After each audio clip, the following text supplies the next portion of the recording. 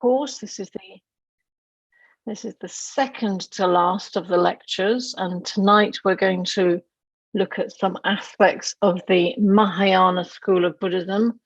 So what we've concentrated on so far are the very much the core teachings, which will be common to all the schools, but we're going to now go a little bit deeper into the Mahayana teachings and see how they develop from the earlier teachings. But before we do that, I just want to refresh your memories about last week, where we did some really big topics. We covered karma, rebirth, and the wheel of life. And the wheel of life, if you remember, is that teaching aid which really reflects the nature of our existence, trapped in this cycle, going from realm to realm, going round and round the 12-linked chain of dependent origination, and going around and round these realms in this cycle of birth and rebirth is called samsara. And that's one of the things that we aim to try ultimately to escape from by following our Buddhist path. And I set you some homework, which was to consider using this teaching tool of the 6 realms, to consider during the day, which of those particular realms you found yourself in.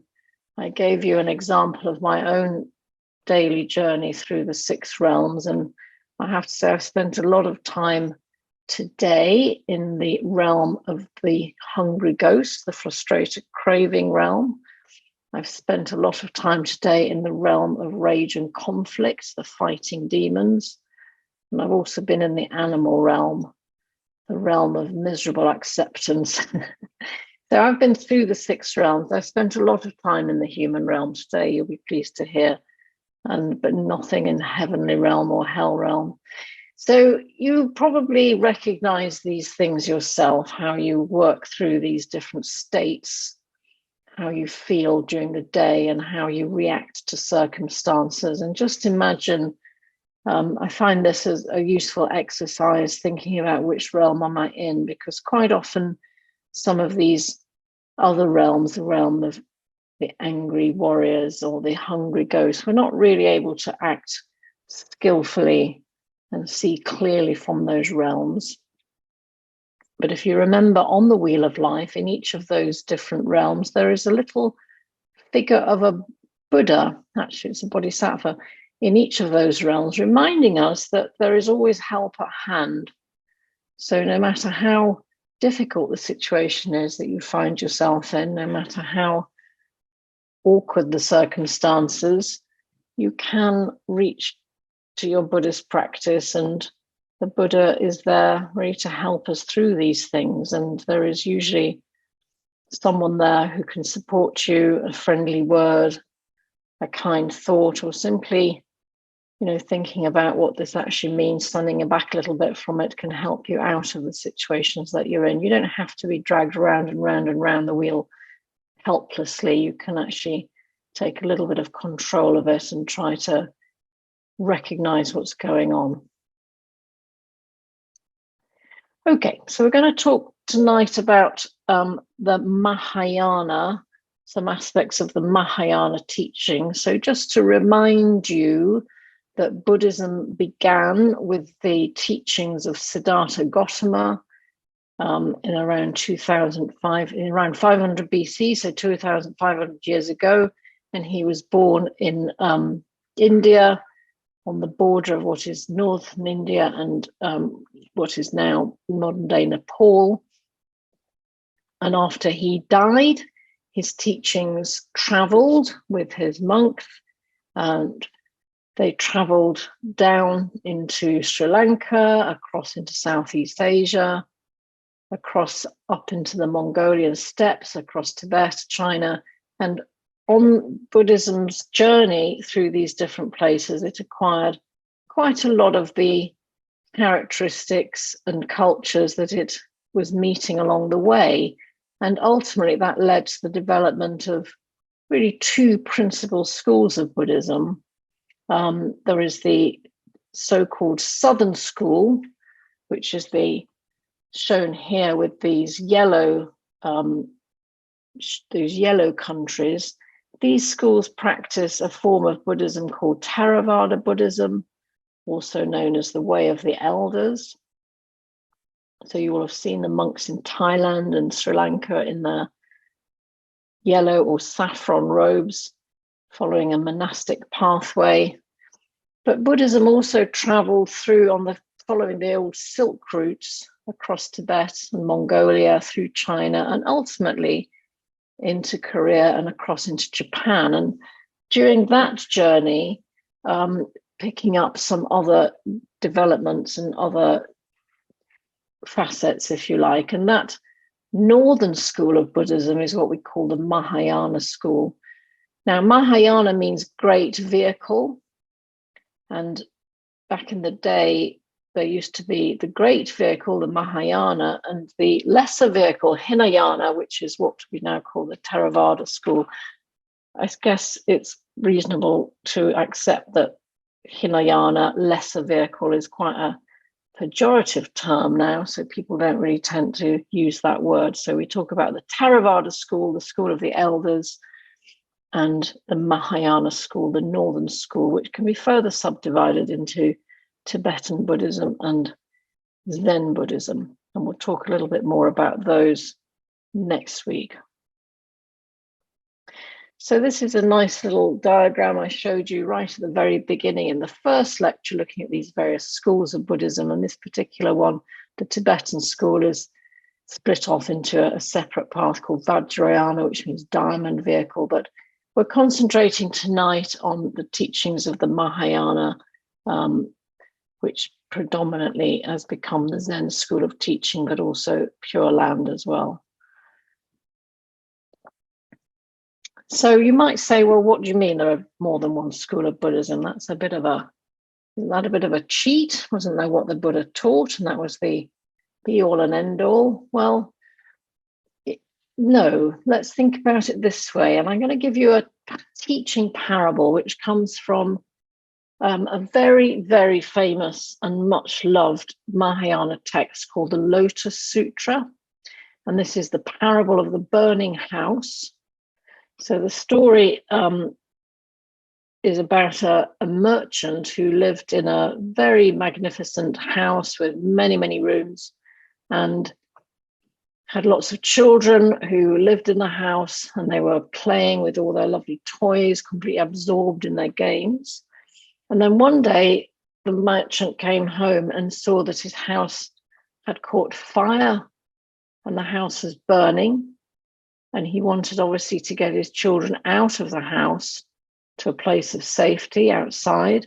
So he called them, children, children, but they were too busy playing with their toys. They were too distracted by their toys to hear him. So they carried on playing their games and just ignored him as the fire started to get stronger and sweep through the house.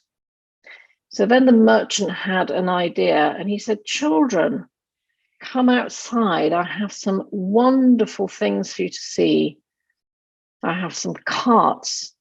They're beautifully painted. They're beautifully gilded. They're covered in jewels. We have carts that are drawn by goats. We have carts that are drawn by bullocks. We have carts drawn by ponies. They're absolutely magnificent. Come out of the house now and see what I've brought for you. And the children were so intrigued by the idea of these lovely, beautiful carts that they immediately set down their toys and made their way out, whereupon the merchant was able to sweep them all up onto his shoulders and carry them out of the house to safety. Whereupon there were carts waiting for them. There weren't the different carts, the ones drawn by the goats and the bullocks and the ponies. There were just one set of carts. They were magnificent, beautiful carts. They were drawn by deer. And the children said, Father, you said there were different carts, but there's only one sort of cart here. And he said, yes, I know, but I needed to get your attention. And I knew that some of you would be interested in seeing the carts drawn by the goats, and some of you would want to see the carts drawn by the oxen, and some of you would want to see the carts drawn by the ponies. There was only ever one cart here, the beautiful cart drawn by the deer, but I wanted you to come and see you were in danger, and I wanted you to come to a place of safety. And this is the different schools of Buddhism, the different teachings of Buddhism, which are leading us from the place of danger, the house on fire.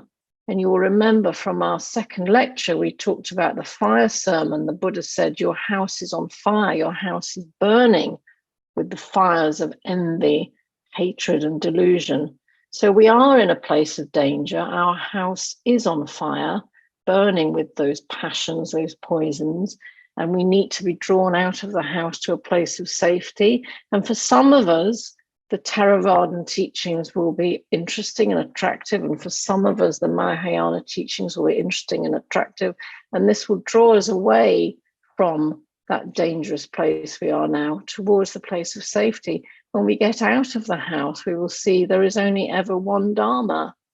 There was only ever one Dharma, but we were drawn towards it by different things that caught our attention, our interest. So that parable really is the analogy of these different teachings. They are all skillful means to take us away from the danger place we are now, our burning houses, to the place of safety, the Dharma, to Nirvana. So what are the origins of the Mahayana, the Great Way?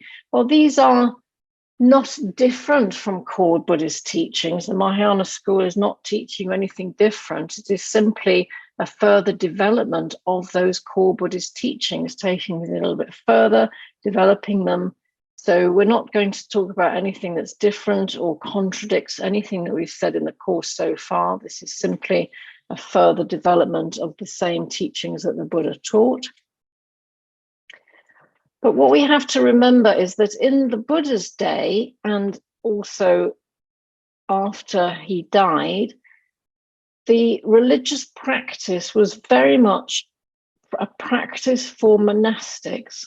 So in other words, if you wanted to follow a religious life, you were required to leave your home. You could no longer be a householder living at home with your family. You had to put that aside, become ordained and become a monastic. And then you would be able to live being looked after by the community. You would go begging for alms, people would feed you, bring you cloth to make your robes. And on behalf of the community, you would say prayers, you would carry out religious services, etc., etc. It was very much the monastics were practicing the religious practice for the benefit of the community, but it wasn't expected that a lay person, a householder, could become enlightened, because really you had to be ordained to do that. But the Mahayana school really developed into teachings that were appropriate for lay persons to practice. You didn't have to be ordained. You didn't have to be a monastic to practice Buddhism. You could become enlightened yourself as a lay person. And this was actually quite helpful in some ways, because as I'm sure you can imagine, even back in the days of the Buddha, people were not necessarily as good as they should be just because they were monks and nuns. They weren't necessarily perfect. And if you're a little bit weren't very happy with the way your local monks and nuns and priests were carrying on, and yet you were still having to feed them and clothe them, you might get a little bit fed up with that. The idea that you could yourself as a lay person practice the Dharma and become enlightened was actually quite a novel thing. And that's what the Mahayana teachings enabled the community to do.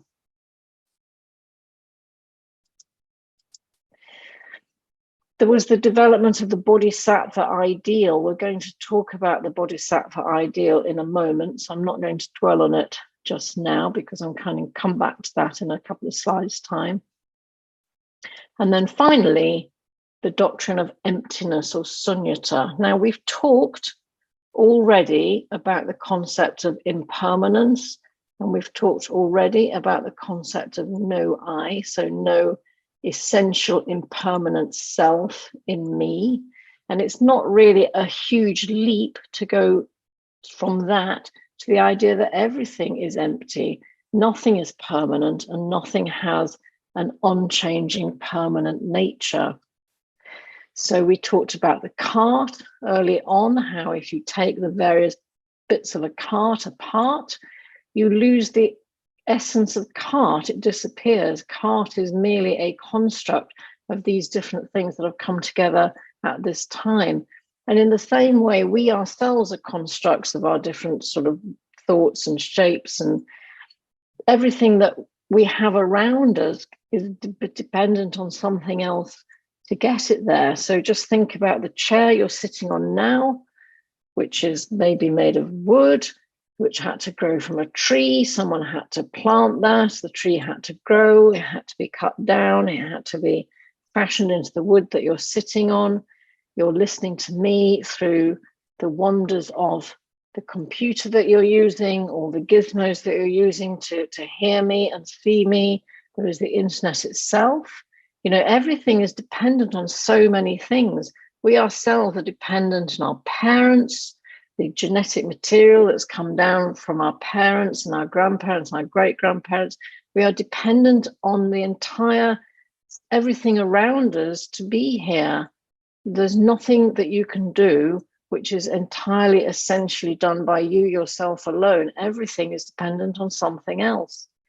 And this is really brought together in this concept called Indra's net. Indra was one of the Vedic gods. And the idea was that he had a vast net which he cast over the world. And at the corners of each net, at all the little intersections of the net, there was a jewel.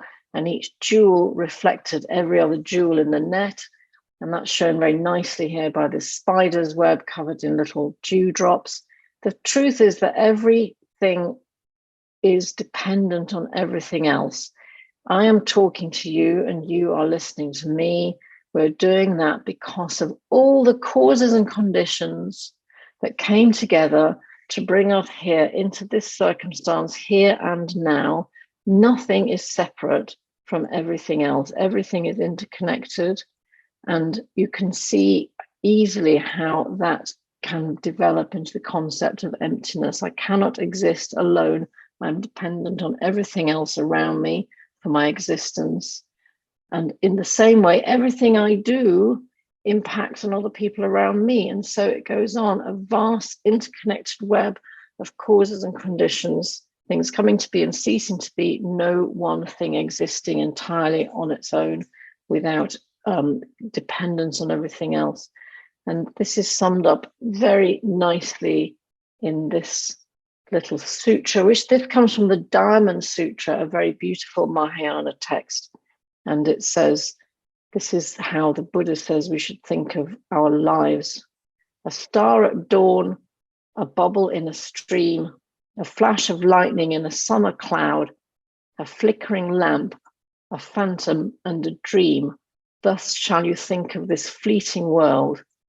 In other words, here we are now in this split second of time, dependent on everything that's ever gone before, everything around us, everything has come together to bring us here to this place we are now. And in a moment, it will all change, it will all be gone, and we move on to the next thing. And that really points to this doctrine of emptiness, that nothing has any intrinsic, solid, unchanging substance. Okay, arhats and bodhisattvas. I had a day off a few weeks ago, or a couple of months ago actually, and I went to the British Museum, like you do, and I was walking through the Chinese galleries, and I was absolutely thrilled to find these statues are actually in the Chinese gallery in the British Museum. So on the left, and they're big, they're almost life-size actually. On the left, we see the arhat, and on the right, we see the bodhisattva. So the arhat, or arahant in Pali, or arahat in Sanskrit, this is the perfection of practice in the Theravadan tradition. This is someone who has practiced, who's worked his way through all of the training, who has achieved enlightenment, who is not going to be coming back into more and more cycles of birth and rebirth. The Arahat, or the Buddhist, the Theravadan saint, has achieved enlightenment, will enter nirvana, and that is, he's an enlightened being. On the right, we see the Bodhisattva. This is the Mahayana equivalent of the Arhat. So the Bodhisattva has also been through the training, completed that. They have achieved enlightenment. But what the Bodhisattva says is, I am not going to enter nirvana until every sentient being has also achieved enlightenment.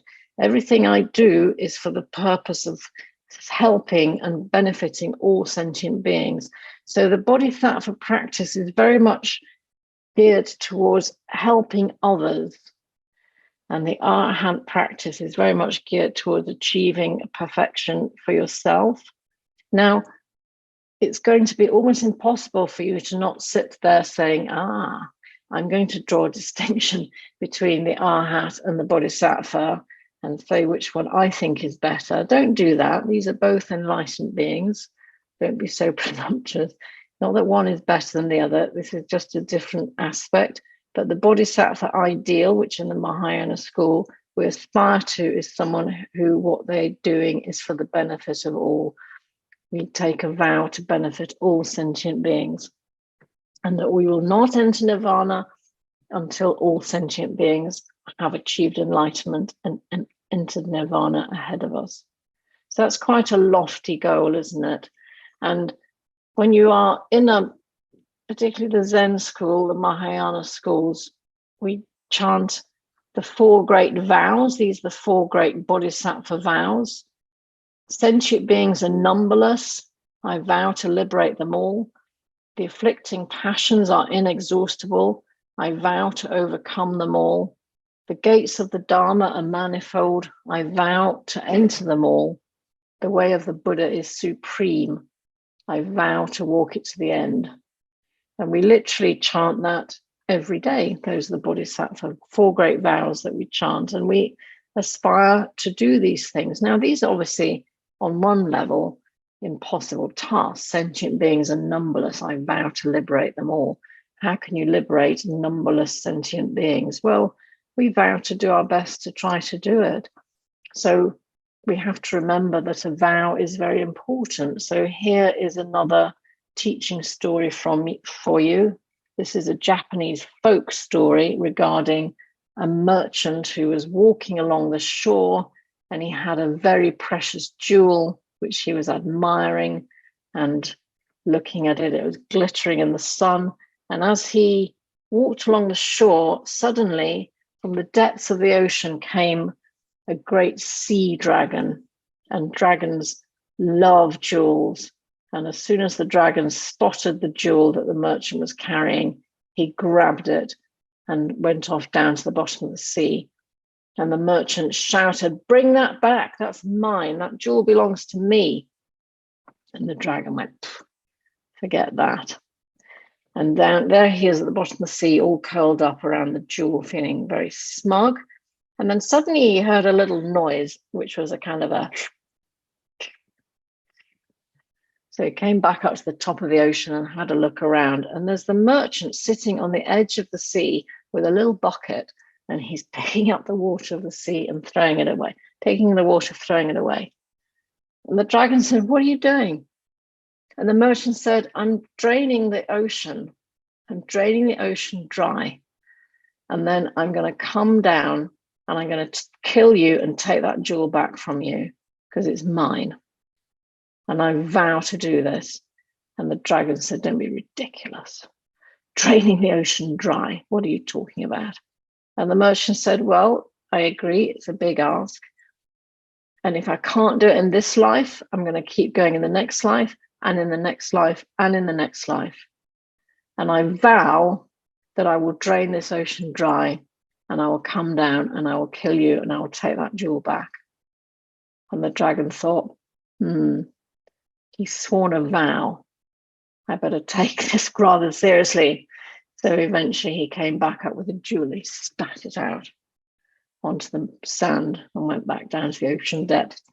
So the merchant got his jewel back because he's shown he was resolute and committed, and he'd sworn that vow. And of course, we have this ourselves, don't we? In the marriage vows, we say, I vow to love, honor, and obey. Do we say obey now? Can't remember. Anyway, you make a vow. You don't just say, I'm going to do my best. I'll try very hard to make this marriage work. You swear a vow in front of your friends and your family and in the religious service, if there is a religious service. It's serious. It's a serious thing, taking a vow. It's not simply saying, I'll have a go. If I don't manage, don't manage. You take a vow. And in the Zen school, we take the 4 great Bodhisattva vows, and that's what we try to live up to. Okay, the paramitas. So the word paramita means perfection, but another way of interpreting that word is something that helps crossing over to the other shore. Now, you remember again from, I think it was the first lecture, we talked about the riverbank and the Buddha's teachings that will help us to cross over from this side of the river, which is where we live now, in that cocoon of self-absorption, completely at the mercy of the 3 fires, the passions of envy and dislike and ignorance. And we want to cross to the other side, where we can live in wisdom and harmony and in compassion. But we have to get over this fast-flowing river, and we have to get over that river with our own efforts. And the 6 paramitas, these perfections, are ways of crossing from this shore that we're on now to the far shore. Now, no one actually pointed this out to me when I was first coming into the Buddhist teachings, that the paramitas are actually simply another formulation of the Noble Eightfold Path. So this is not separate from the Noble Eightfold Path.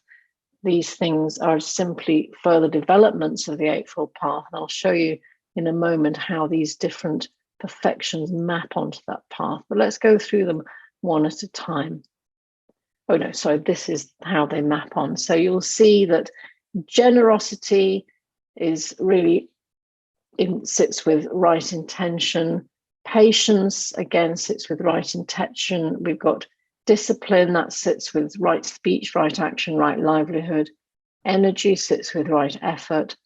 Meditation and concentration sit with right mindfulness, right concentration sit with meditation, and wisdom sits with right view.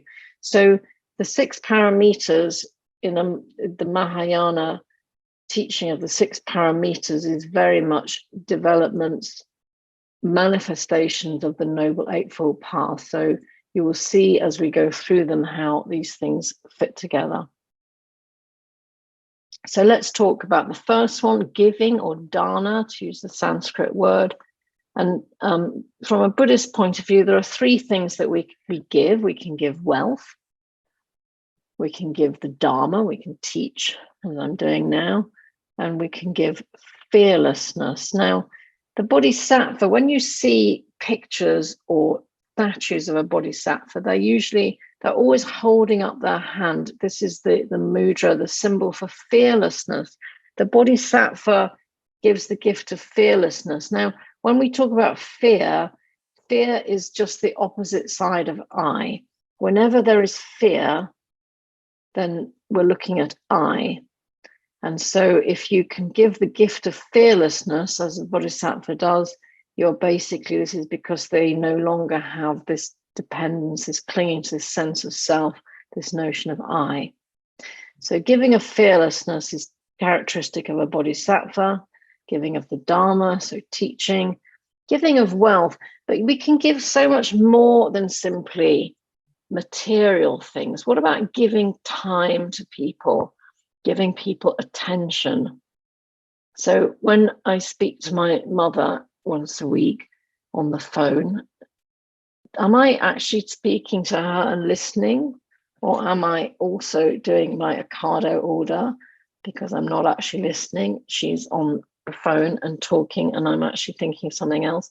Why don't I just put the computer to one side and listen to my mother with full attention and give her my fullest attention, listening and responding appropriately rather than being lost in thought and doing something else at the same time? Now, that's a fairly crude example. I'm sure you would never be so rude as to do that. There's so many times that you're actually doing something else rather than giving the person who wants your time and attention your fullest time and attention. So you don't have to give money. You can give your time. You can stop and speak to the homeless person in the street, for example. You don't have to simply ignore them or even necessarily give them cash, but you could actually stop and say, how is it going? How are things with you? There are things that we can do for other people which are part of this giving, this dana, this generosity, which go beyond material wealth. So yes, by all means, you can set up your direct debits to give your charitable donations, and that's fine. But at the same time, there are lots of other things you could give, and you could start by listening and being respectful to other people and giving them your full attention, which would also be kind and generous and part of this dana, this generosity. Restraint or shila. We have already talked about these. We've already talked about the precepts that we undertake to live a moral life in Buddhism. I refrain from killing living beings. I refrain from taking what is not given to me. I refrain from committing sexual misconduct, from telling lies, from taking any intoxicants or drugs. But it also goes beyond that as well, doesn't it? So apart from refraining from killing any living beings, maybe we should be aspiring to be harmless, being kind and doing as much good as we can without and trying to avoid harming anything. So it's not just not killing things, not stepping on insects, but it's not actually hurting people, not actually causing any harm in our lives. In fact, trying, if possible, to do good things. Refraining from taking what's not given to us freely. That's not just simply stealing stuff. Taking what's not given to us freely may mean not draining people's energy and resources by taking their time when you know that they haven't got time to spare, but saying, no, listen, I've got this to do. Maybe we should not be taking that from people if it's not freely offered to us. Committing sexual misconduct, it goes beyond simply sexual relations, maybe not being unkind in our relationships generally, not using our position of power over other people to do harm to them for our own gratification. That means having respect for other people. That means treating other people as we would like ourselves to be treated rather than treating people in ways which suit us for our own gain. So a respectful, harmonious relationship with others rather than a relationship based on a power hierarchy. Just because we can get away with it doesn't mean we should get away with it. Not telling lies. We talked about the 3 gates through which your speech should ideally pass. Is it true? Is it kind? Is it necessary? So it's not just not telling lies, trying to be truthful, trying to avoid harsh speech. So making sure that what we say is as far as possible truthful and kind, but also necessary, not idle babble, not gossip, but just saying if it's not necessary to have this conversation, then why are we having it? And then finally, refraining from taking any intoxicants or drugs. So trying not to cloud our consciousness with drugs, with alcohol, also with other things that intoxicate us. Quite often, power and drama and glory can be quite intoxicating as well. Let's not get carried away by any of these things. So this is part of the living, the Shila practice, practicing restraint. So the third of the paramitas is patient endurance or kshanti. If you can't change the thing, the situation, then you have to put up with it. So the example that springs to my mind is when you're stuck in a traffic jam. I was traveling down towards London a couple of months ago, and this would have happened to you too, I'm sure, when you're on the motorway or on the slip road to come onto the motorway, and inexplicably the traffic is completely jammed and you are stuck stationary in 3 rows of stationary vehicles and nothing seems to be happening. There's no blue flashing lights, no emergency vehicles, there's no notification on the overhead gantries what's caused the delay. You are stuck. You desperately try to go into your Twitter feed to say, what's stopping me getting off the M11? And you've got no signal. You can't do anything about it. Now, you either can sit there and endure it patiently, or you can make a fuss. You can start getting out of the car, stomping up and down the hard shoulder, see if you can see what's happening. Or worse, if this jam is in central London, you can start blasting on your horn to see if that will make things move any quicker. What is the point of doing that? You're just making everyone around you even more upset and angry. You're making yourself upset and angry. You know, you have to put up with things sometimes. If you can't change it, and by all means, if there's something that can be changed and you can easily do it, then do. I'm not saying that Buddhists are all doormats and we just put up with everything that's dished out to us. But if you can't change it, then just accept it graciously with patience, patient endurance, because we can't change. We can't live our lives wanting to fiddle with everything and tweak to make it the way we want it to be. That's just I interfering, building up that sense of selfishness. Some things cannot be changed, therefore they must be endured. Effort or energy, virya. Devoted energy is the actual translation of this. And I've shown here a picture of a leaping salmon, because in a sense, this is what I think of when I think about energy. We talked about right effort in the Noble Eightfold Path, the idea of the gardener, that you are cultivating the skillful things and discouraging the unskillful things. I talked about you can't just do the garden and walk away and expect it to look exactly the same the next time, because things grow, the weeds come and grow, things need to be watered, things need to be done. You need to keep cultivating the garden if you want your garden to keep looking nice.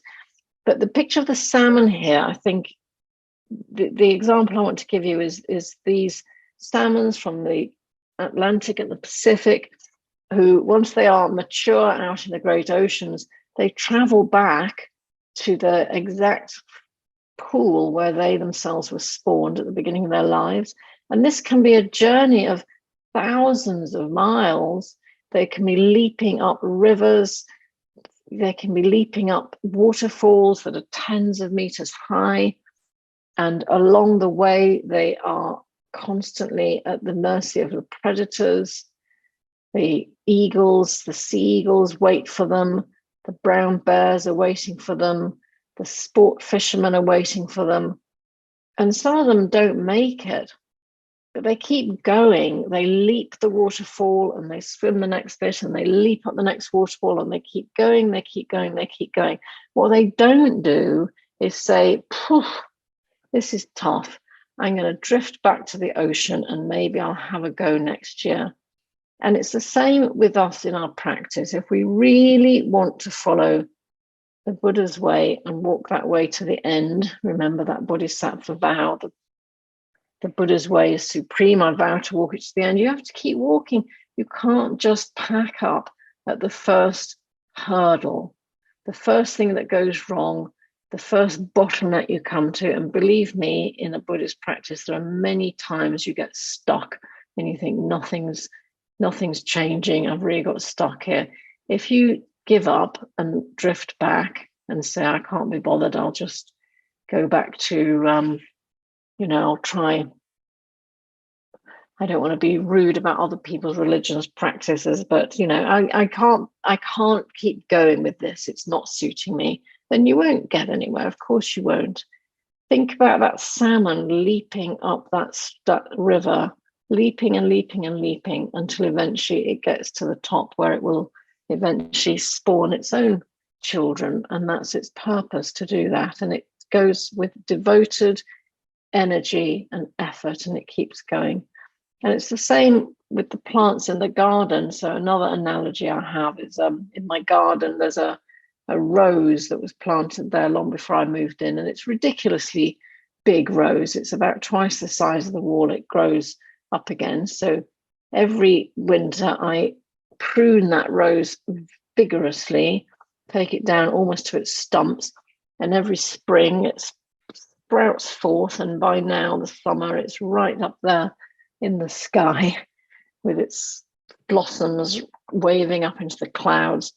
You know, I could take a chainsaw to that rose, and that rose would come back each year vigorously sprouting, because that is the rose's nature to do that. It doesn't say, I'm fed up with how she chops off my flowers and cuts off my stalks every summer. I've had enough. I'll show her. No, it just grows. It just grows, keeps going, keeps going, keeps going.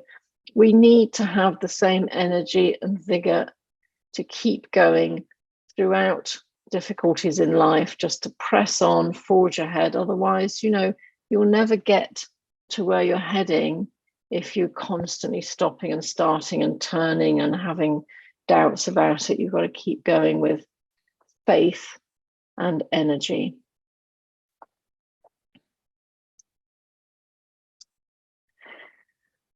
I'm going to give you some Zen teachings now. This is from, I think, Zen Master Hakuin. This speaks to energy. Master Hakuin said, the practice of the way is like making fire by friction. The essential thing as you rub wood against stone is to apply continuous all-out effort. If you stop when you see the first trace of smoke, you will never get even a flicker of fire, even though you may rub away for 1,000 years. So energy, effort, persistence. Also Zen Master Hakuin, devote yourselves to penetrating and clarifying the self. In other words, looking into the true nature of who we are, as earnestly as you would put out a fire on the top of your head. Do we give ourselves into our practice with the same energy as we would if we were putting out a fire on the top of our head? I don't think we do. And then lastly, why is this all? Here we go. Should you require great tranquility, in other words, to achieve that harmonious state, prepare to sweat white beads. It's fairly discouraging, isn't it, if you're beginning a Zen practice, to be told you're going to have to sweat white beads. But that really tells us the energy and effort that we need to put into our practice if we're going to get anywhere. Not that there's anywhere to get, but fifth of the paramitas is meditation, or jhana. We've got a whole session next week on meditation, and we're even going to do a little bit of meditation next week. So I'm going to not spend a lot of time on this tonight, if that's okay, because we'll spend all of next week's talk on meditation, pretty much all of it. And then last but not least, wisdom, prajna, seeing things the way they really are, rather than the way I think they should be, biased by my sense of self, my clinging to permanence, my reluctance to accept that everything is empty and impermanent. So wisdom, we're trying to see things the way that things really are, rather than in our own prejudiced view, which is based on that delusion of I, which makes us think there is the me, there's a you, there's something to protect, something to look for. And that is something that we're trying to overcome as we practice the paramita of wisdom, or prajna. So I'm going to finish with a story which I think really points to that wisdom, seeing things clearly. And it's a very famous story. It's the story of Kisa Gautami. So this is a teaching story from the time of the Buddha. Kisa Gautami was a skinny young woman, and I think the name Kisa Gautami means skinny Gautami. Anyway, she was a young woman who married well. She married a very nice husband and was happily married, and they had a child. And then, as things are impermanent, her husband took ill and died. And shortly after he died, the child died. And Kisa Gautami went a little bit crazy when the child died and would not let the child be taken from her to be buried. So she was walking through her village carrying the dead child, saying to everybody, please help me, please help me, please help my baby. And the villagers were obviously very concerned about her and wanted to help, but they couldn't help. The child had died. And then someone said, the Buddha is teaching in the next village. Why don't you take your baby to the Buddha and he will be able to help you? So she said, I will.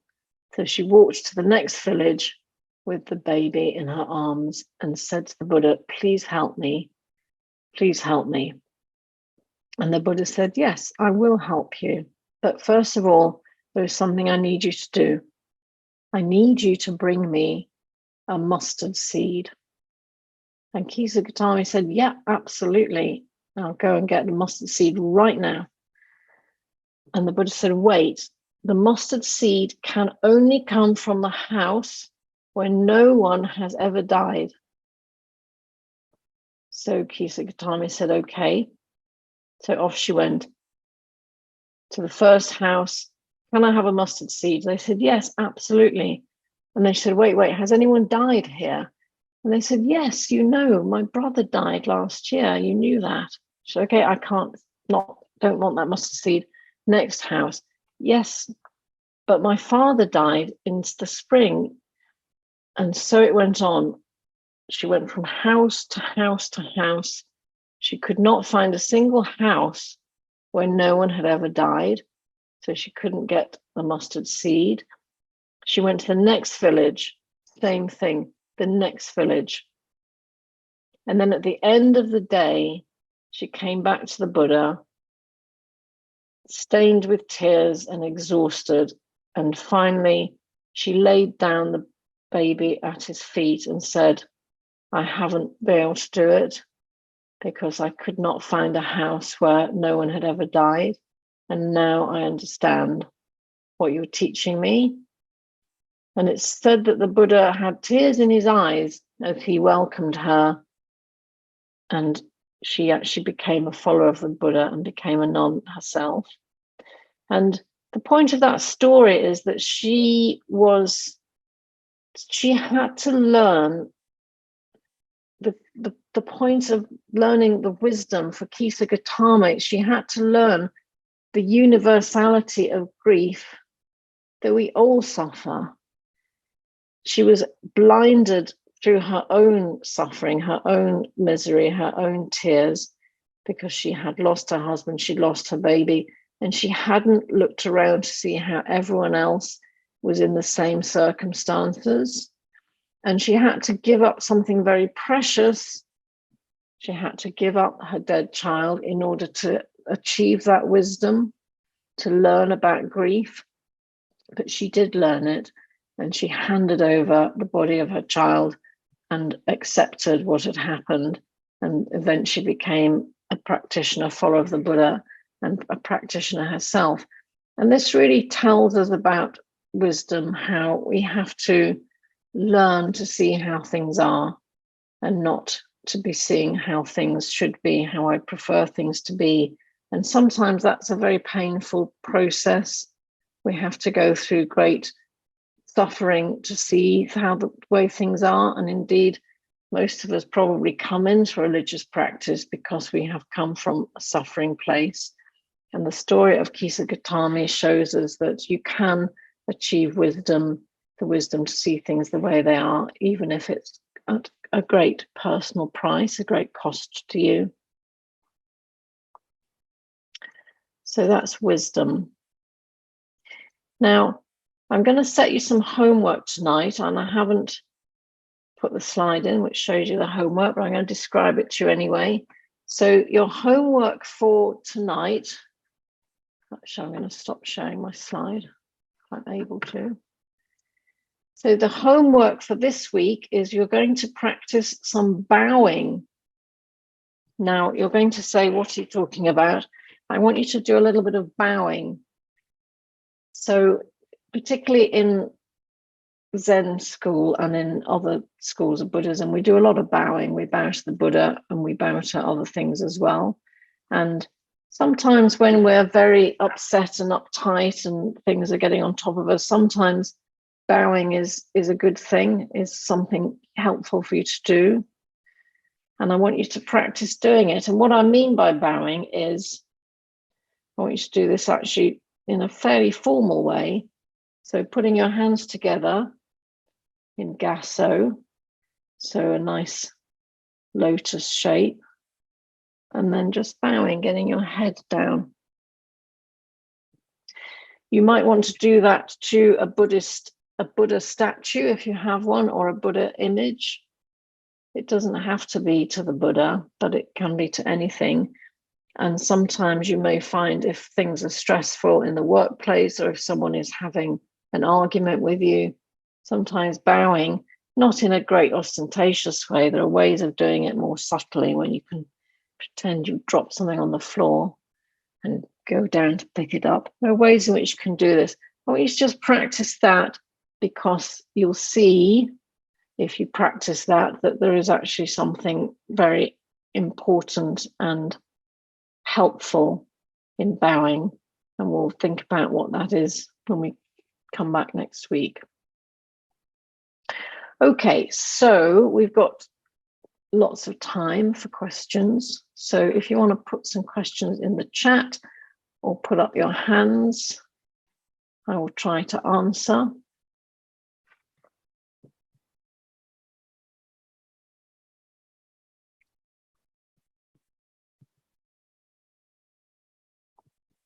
So a good question.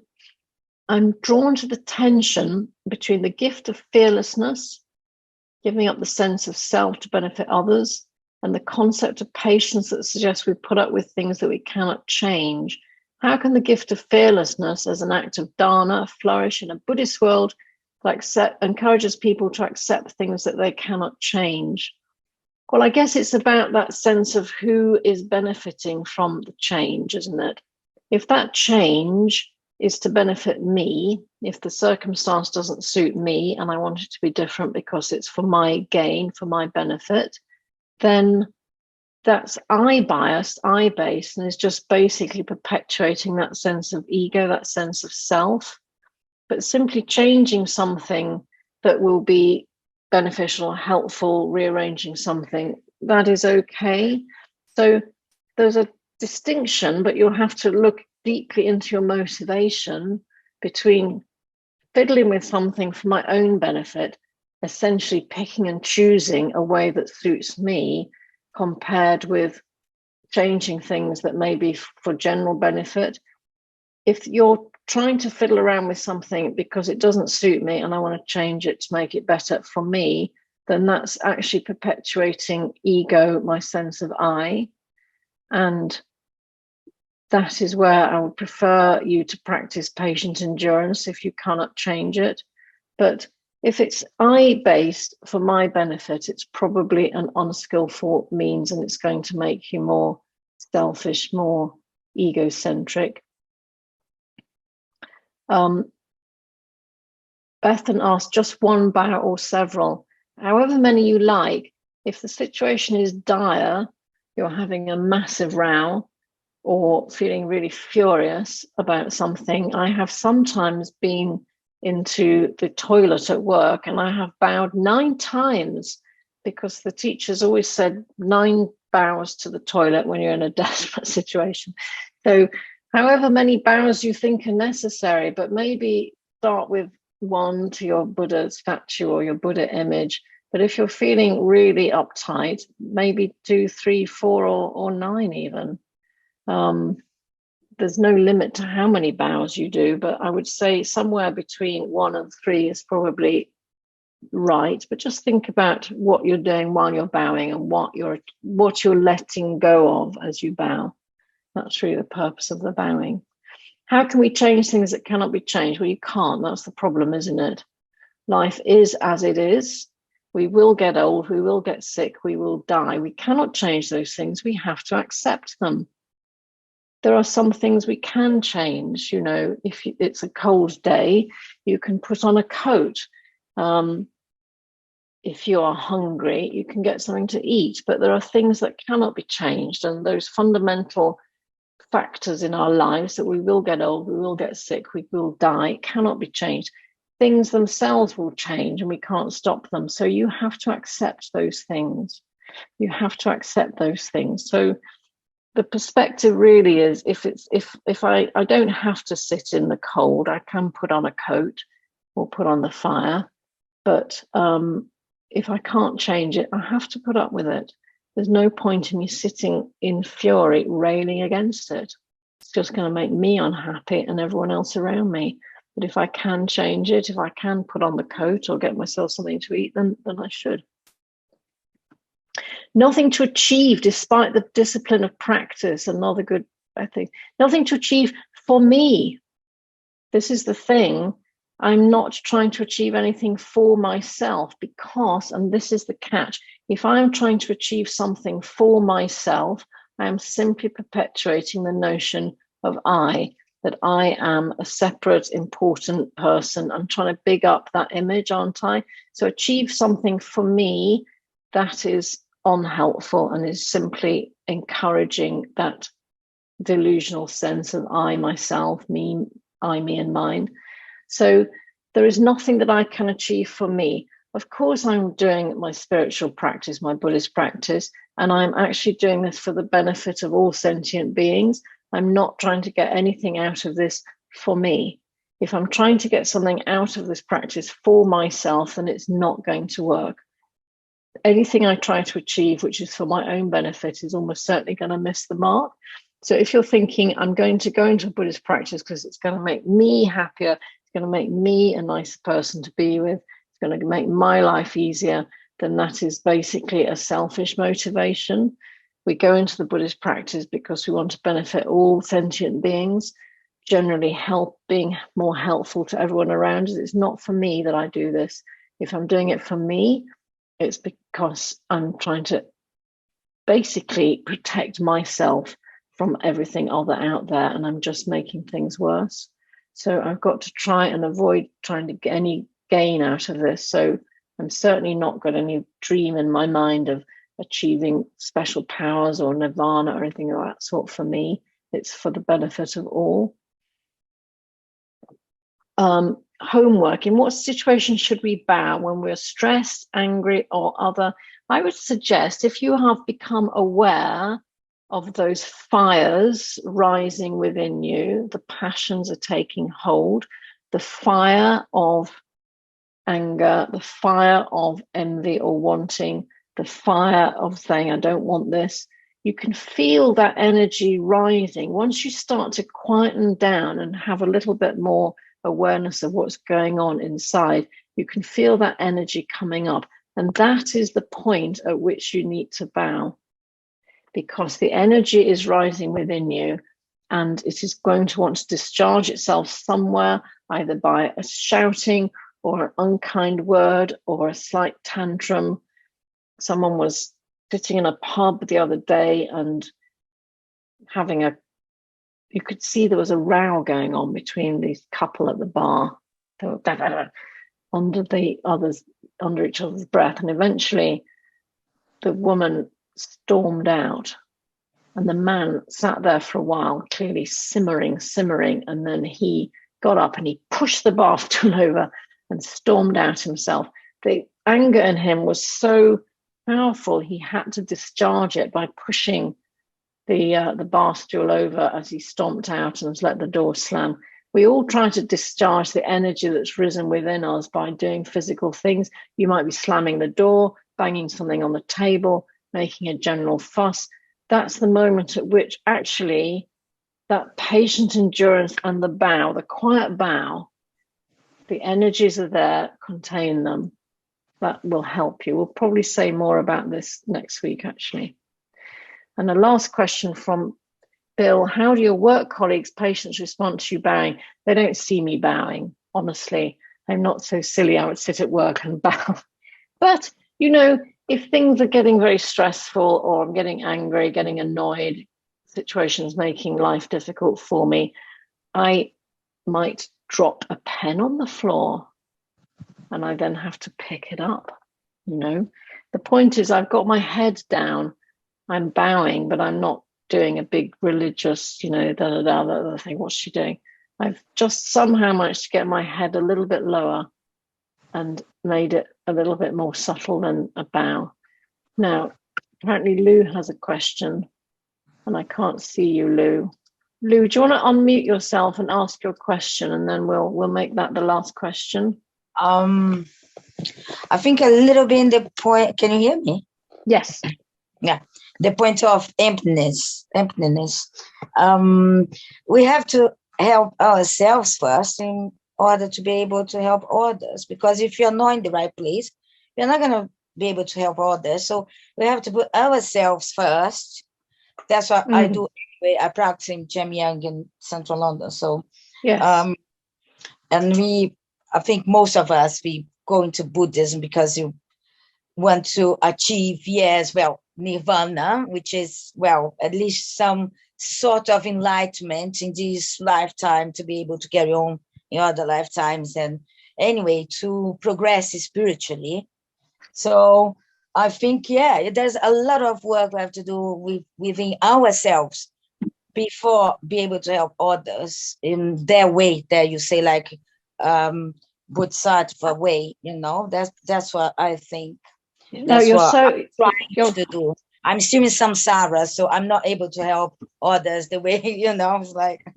No, you're so right. And this is why when you're on the aircraft, they say, put on your own oxygen mask before you put on the person in the seat next to you. You have to help yourself first, which is why when we start practicing compassion, we start by being compassion towards ourselves. If you are spending your whole life criticizing yourself and being hard on yourself, how can you be of help to other people? So there are meditation practices where we generate goodwill and compassion, and the first person who's the beneficiary of that is myself. I generate goodwill and compassion towards myself, and then I extend it to other people. So you're right. You have to start. Goodwill and compassion begins with ourselves, and then we extend to others. If you can't help yourself, you can't help anybody, but we're not helping ourselves in a selfish way for my own gain and forget everything else. We're helping ourselves so we can help others, like the oxygen on the aircraft. There's no point in me trying to help you if I'm actually also dying because there isn't enough oxygen. I need to be in a position to help you, which means a little bit of kindness and self-compassion first. So yes, it begins with ourselves. We are compassionate to ourselves, and then we can help others.